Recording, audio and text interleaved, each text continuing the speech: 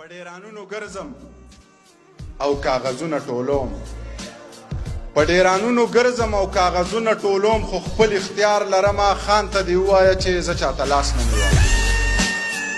په ډیرانونو ګرځم او کاغذونه ټولوم خو خپل اختیار لرمه خان ته دې ووایه چې زه چاته لاس نه نیوم سوال د الله نه کوم او تمه د ځانه کوم زما انداز داسې دی زما خبرې ټولې په خجې نجې کې وي خو مطلب دا نه دی چې ته ګنې غټ سړی وي زما انداز داسې دی زما خبرې ټولې په خجې نجې کې وي خو مطلب دا نه دی چې ته ګنې غټ سړی یې زما نه غټ څوک نشته ولې چې زه پښتون یم خو عاجزي ځکه کوم چې د الله خوښه ده زما نه غټ څوک نشته ولې چې زه پښتون یم خو عاجزي ځکه کوم چې د الله خوښه ده لاړ شه اشنا ووایه